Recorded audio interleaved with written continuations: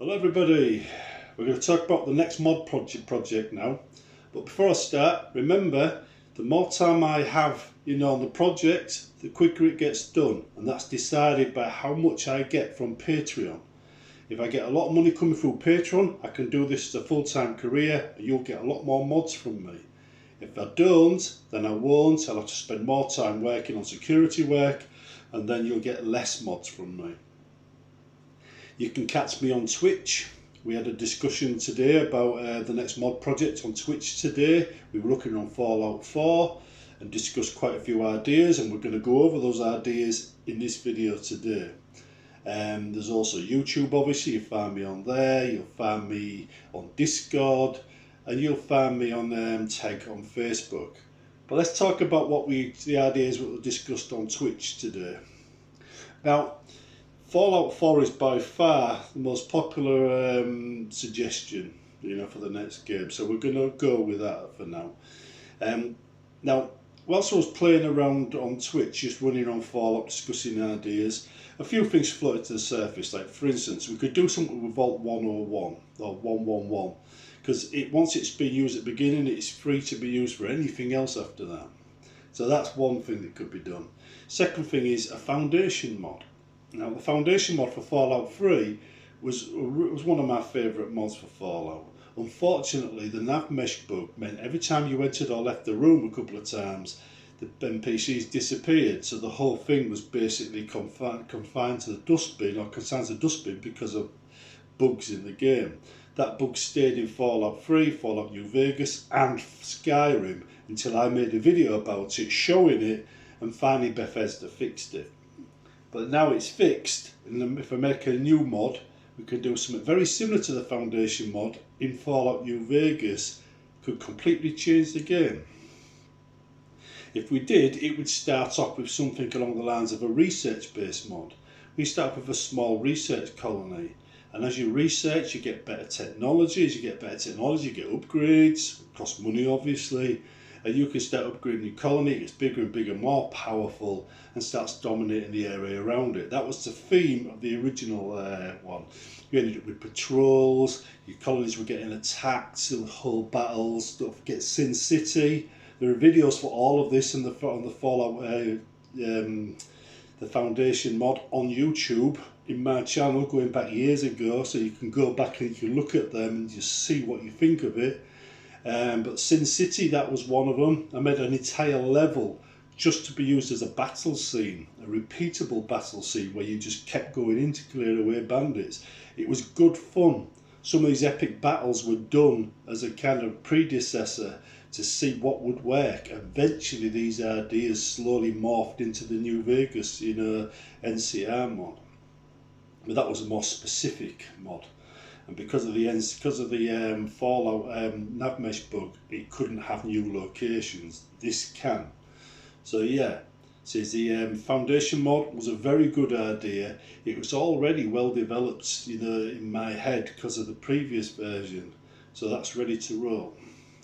Second one was Diamond City, and if we look at the settlements around it as well, we could do little devices that you can build in cities, or not cities, in settlements, that will increase the technology rating of each settlement, allowing it to build more. It could also become markers where patrols then travel between the various things automatically when they reach a certain level. So you could build a patrol marker there, then suddenly you have patrols appearing or on the map heading to various settlements that you've built. Says it's dead easy to do. Well, it's not dead easy to do, but it's easy to do for me. And there's lots of other things you could do. We could have power between cities, so you could have a power line. Basically, you build a power terminal and another one, another location, and the power is shared between all the settlements. So you don't have to have, you can have one settlement that literally generates the power for all the surrounding settlements. That kind of upgrade, that kind of thing. We could base it in or outside of Diamond City. We could have Diamond City with gangs, Diamond City with their own little research lab or drug lab or things like that. We could turn Diamond City into a much bigger, more interesting place. We could do all kinds of stuff. Everything I've already discussed could be in Diamond City.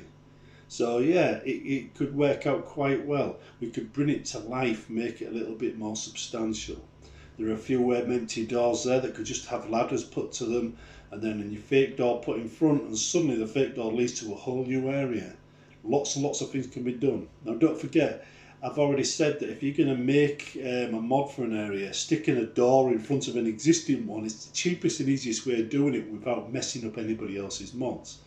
All you do is you have a trigger box.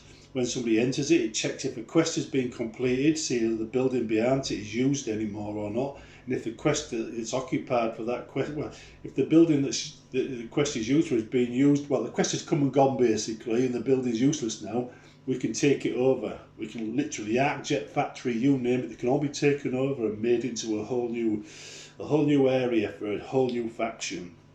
The settlements, they would make the biggest impacts in the area because there's all kinds of things. You could have it attract robots, you know, you could have it attract all kinds of stuff, and then have the settlement grow, you know, exponentially. Not physically as in buildings, but you could have it place buildings down, but I'd be inclined to let the player do that because that's what the whole point of settlements. But as the settlements grow and get bigger, all kinds of technologies might sprout up around it or become available in the workshop and things like that. So we could do all kinds of interesting things with it. There's also the Institute and all the other factions. There's the Brotherhood of Steel small police place. We could do something with that. We could make that a proper base for the Brotherhood of Steel, build it up, have people doing patrols out of it.